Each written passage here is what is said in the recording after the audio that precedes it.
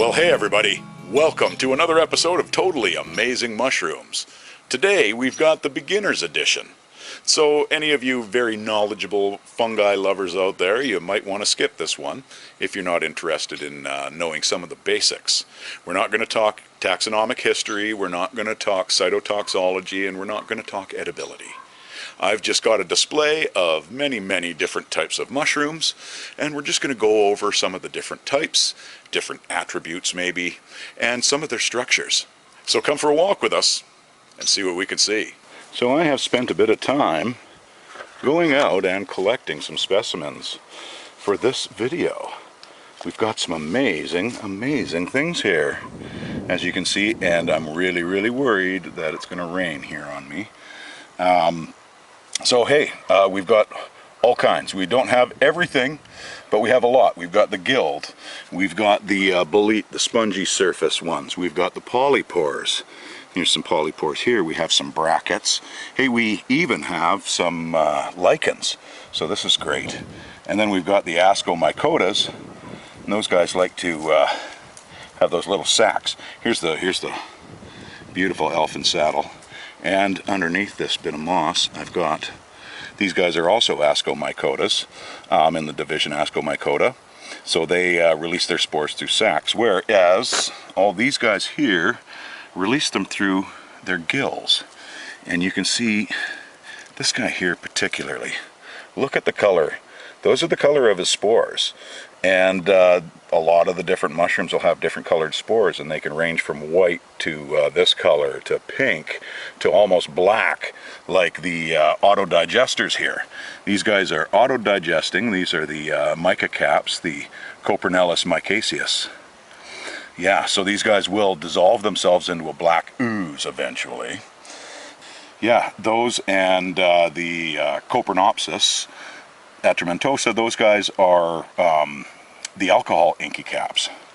Okay, so we got a couple of different kinds of Suillus here, and they're going to be representing the boletes, the spongy surface. Okay, so we've got here a slippery Jane, and we got a fat jack. So we got a cerulescens, and then we've got an acidus or acidus, and yeah, so their spore surface is this spongy thing here. And that's how they release their spores. And these guys, being the polypores, they release them through their pore surface, this polyporous surface, as it were. And this is the applinatum, that the artist conch. As you can see, I'm an amazing artist. I do amazing things. So there's a big toe hanging out on a Ganoderma applinatum. And right beside it, we have a little leptoporous mollis. This is the pink sherbet, and this is a white rot decayer, as well as the Ganodermas. This is the reishi. Yeah, and this one here is the red-belted conch, the Fomitopsis mountziae, also known as panicola. You know, they've all got a lot of names. And then right above, we've got some little oysterlings. We have the late fall oyster, the Sarcomyxa ceratina, or also Pinellus. And then we've got some other little oysterlings here. These pink little guys. Cytinotus longinquus. And then right beside them, we have the famous turkey tails, which we know are polypores. The beautiful polypore surface. Right beside them, we have the Trichaptum abietnum, and I'm trying to show the gills here, or trying to show the pore surface here. It's this one is the purple-pored polypore, or the purple-pore bracket. This one's going to grow on the conifers, whereas our turkey tail is going to grow on the deciduous. And right beside it, we have the crust fungus, the Sterium hirsutum, who doesn't really have a true pore surface. It's very smooth. It doesn't have all those tiny little pores. He's going to be growing on the hardwoods as well. Oh, look at that. We have gastroid ones. So these are the puffballs, the lycopodons, which is white when young. They release their spores when a raindrop hits them through this little hole in the top, or if a deer kicks it or a human stomps on it or something like that. So gastroid means that they form all their spores and everything inside a encapsulated, contained environment. And there is a polypore, and he is a polypore, but it is completely kind of gastroid.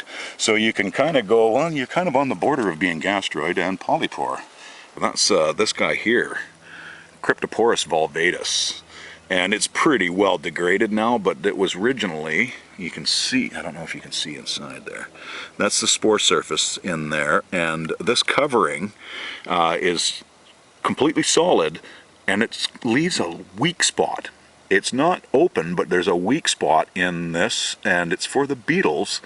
And they use that little weakened area to push through and get inside, and then they get covered in the spores, then they leave and go for another conch and spread the spores on their way. Pretty bizarre. Now there's lots of different lichens, and we're going to get into a full video on the lichens at one point. I love lichens. This is one of the pelt lichens, the Peltigera, and they've got these, they like moss, they'll attach to moss, and they've got what they call these little rhizines, little tiny kind of root-like structures, and that's what attaches them to the moss. They're shade lovers, you know. They'll be on moss, and they don't care if it's on a log or on a rock, you know. These guys are all foliose lichens. There's crustose and there's fruticose. But yeah, so here's another one that likes living on the deciduous trees. And one thing about lichens, a lot of people think that lichens, oh, they're killing the tree. No, they're not killing the tree, actually. They barely hang on. And they just do their cycle just by hanging on to the tree. And they will have pretty much always green algae in them, and a lot of times they'll have cyanobacteria. So right here we've got the actual parasitized elfin saddle, the Helvella vespertina. And so you can see the pink, and he was attacked by the hypomyces fungi, the parasitic one. And so is this guy, but a different hypomyces. This is the Hypomyces lactiflorum, the lobster mushroom. And then, of course, then you're going to get into your jellies. And this is growing on a conifer, so this is Dacromyces chrysospermus. So, yeah, you'll find they'll also grow on a hardwood. And that one is Tremella mesenterica, I believe it is. And then there's also Guapiniopsis alpinus, which is the little tiny gumdrop kind of guy. Just awesome. All right, so, Chlorosoboria ruginacens. I have to protect these guys. They don't like light, they like moisture, and throwing a piece of moss over it kind of does that. But these guys are ascomycotas as well, and they release the spores through these little sacs or asci that burst. And this is a big old, look at the size of this coral. This is, I believe, Romeria formosa, and formosa means peachy. And if you remember the Cantharellus formosa, that means peachy as well, and it's referring to their kind of gilly structure, their peachy, veiny, gilly structure. And then right beside the Romeria, we've got the little tiny version here, not of him, but this is Clavulina cristata. And it's also Coralloides, I believe, is another name for it. And here's one that's in the process of being parasitized. You can see that grayish black color. Well, that's the parasitized part, and these guys are just on their way. They won't be long. And the rest of it's not quite parasitized, as you can see, so it looks like the regular Clavulina. These are just amazing. And then let's get into some toothed guys here. So we've got, this is the cat tongue, Pseudohydnum gelatinosum.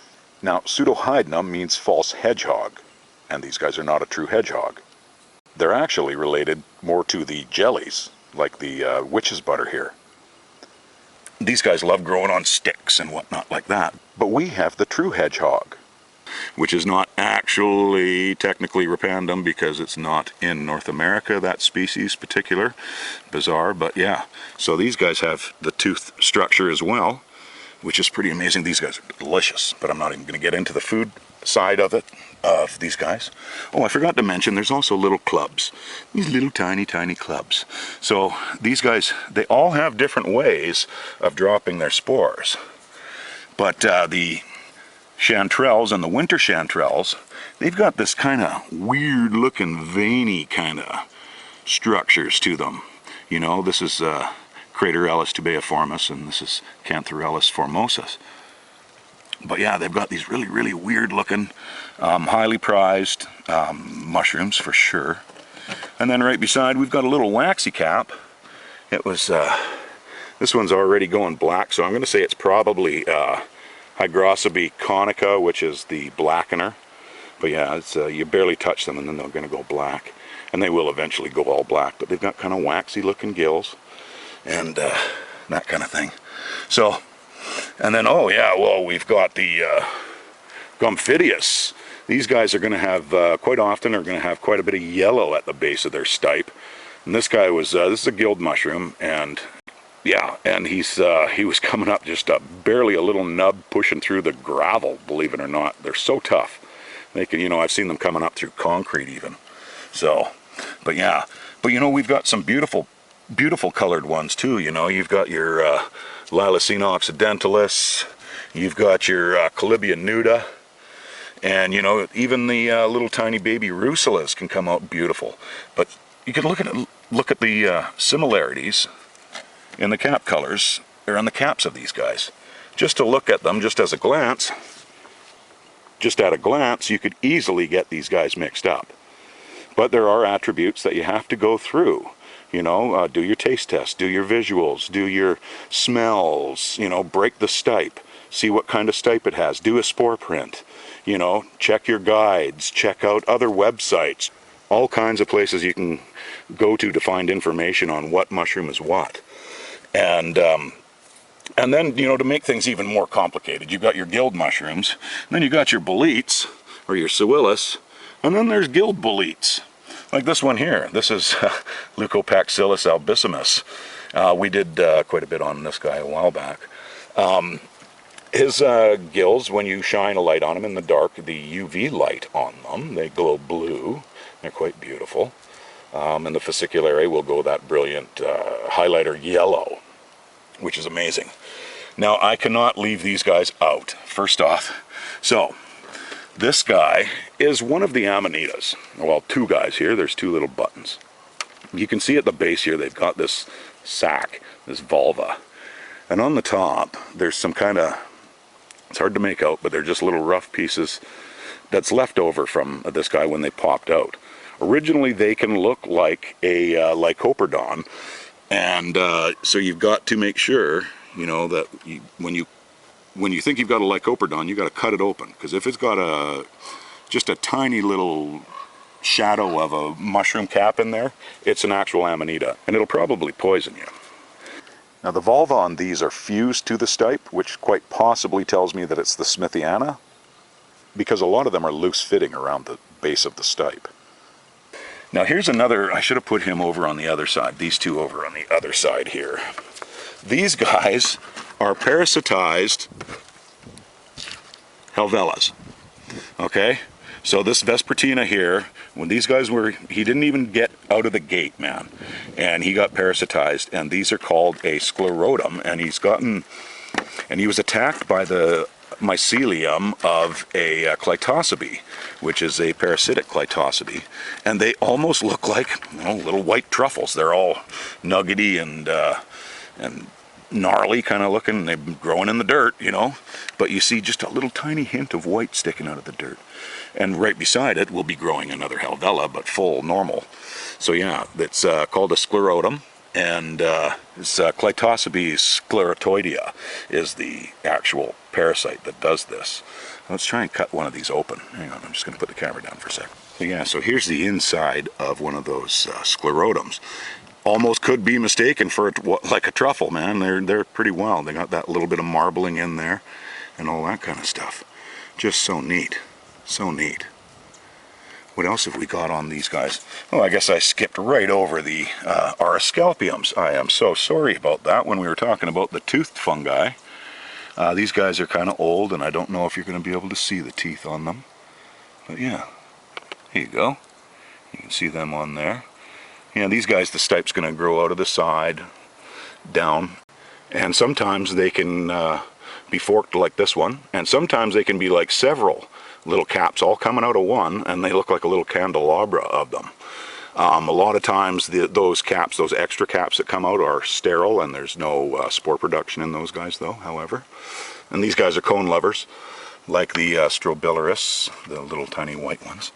Oh, and then actually we've got another guy, and then these guys, some of them, their caps will peel. Alright, I'm just going to set up my camera because I can't do this one-handed. that pellicle there. Now this is not a psilocybe, this is a diconica. They have the gelatinous pellicle, but they do not have the psilocybin or the psilocin in it, so they don't stain blue, and that's why they were put in the diconica genus. So yeah, so you've got those little aspects. And sometimes your caps, you're going to find some of the caps are going to be sticky, sometimes the caps are going to be slimy, sometimes they'll be dry. And then other things is you're going to find that sometimes, you know, different mushrooms, their gill structures are completely, even though they're both gilled, they're completely different. You know, the nuda, the gills go from the stipe all the way out, and on the occidentalis, the amethystio occidentalis, some of them go all the way out, and then there's others that start in the margin and they come a quarter way in, and some of them start at the margin and go half the way in. You know, so you've got that. And then you can get into the Maris mielis, where they're really widely spaced and they're very, very delicate and tiny. Sometimes the gills are attached to the stipe, and sometimes they're free or unattached. And sometimes they're even notched or partially attached. Can make it difficult. It's got several different lengths of gills coming in from the margin, not just the ones coming from the stipe, radiating out. But yeah, so, and yeah, and this is the crust funguses too. The hirsutum here is a crust fungus, as I mentioned, and here's another crust fungus that was on an alder tree. They've got, you know, they're all different, Sometimes they'll be able to form out some kind of you know, a primitive cap of some kind, but not always. Sometimes they're like these ones and they stay flush and close. Okay, what else have we got out here? So we went over these guys already, and so our Fomitopsis here is a brown rot decayer, and these other three are all white rot decayers. So these guys are going to be breaking down the cellulose, and these guys are going to be breaking down the lignin, and to some extent the cellulose as well. So that's just, they're just amazing. They all do something different. And then this one is the conifer mazegill, Gloeophyllum sepiarium. Look at the gills on that thing. Aren't they bizarre? And then they've got on top of them, they've got kind of a fuzz kind of there. Now I was talking about the white rot and the brown rot decayers. This here is a brown rot decayer, but they're also very good at breaking down heavy metals. In particular, chromium-4, which is a very bad one that's used in tanning and making of dyes. You're going to actually quite often see these guys growing on old railway ties, and actually even wharf pilings. Oh, and then, I actually forgot, we've also got the bleeders. This is the Lactarius, and you can see that they let out a little latex. Sometimes the latex will be colored, sometimes it'll be almost kind of very thin, like a skim milk. And then you can get into your bleeding mycenas, which will your Mycena haematopus, and they'll let out a red resin, and it looks like they literally are bleeding, and they're just amazing. And also, this is a Stropharia ambigua. A lot of times they're going to have this little cottony veil covering their gills to protect them when they're young, and this will eventually rip, and quite often it's going to leave a ring or an annulus, like on this chlorophyllum here. And you can see that this one's got a very, very well defined ring. This one's actually got two different layers, and sometimes they can be very just one, sometimes they can be very flimsy, sometimes they're not even going to get a ring at all, and sometimes they'll leave just a ring zone. You know, there might be just a couple of little pieces of scabers of the original partial veil or something along those lines. But, you know, even the boletes, the suillis, they'll have a ring quite often, most often actually. And then of course you're going to have some of your mushrooms are going to be ectomycorrhizal, you know, so you're going to be having the ones that are going to have a relationship with the trees. And then there's some that are going to have a relationship with the mosses or the grasses. And then there's the saprotropics that's like to be growing on wood. You know, so there's so many parameters you have to go through. But yeah, just amazing, amazing. This guy, a little yellowfoot here. The gills all radiate out. And the oysters usually, the oysterlings quite often do that. This one here. Yeah. So you can see the many differences between the different types of fungi. Their different spore surfaces, different cap types, different types of gills, their colors, and different mechanisms of reproducing their spores. And sometimes fungi are so closely related, you have to go to microscopic features and possibly DNA to differentiate between some of them. So we have our corals, we have our little clubs, we have our toothed fungi here, we have our veiny gillied guys, that's our official name, veiny gillied guys. And then we have, of course, all our gilled mushrooms. And you know, back in the 1700s, all of the gilled mushrooms went into the Agaricus genus. And all of the polypores, they went into the Polyporus genus. So that's how they originally divided them up. And then as time went on, they got more in depth about their different little attributes and qualities and structures.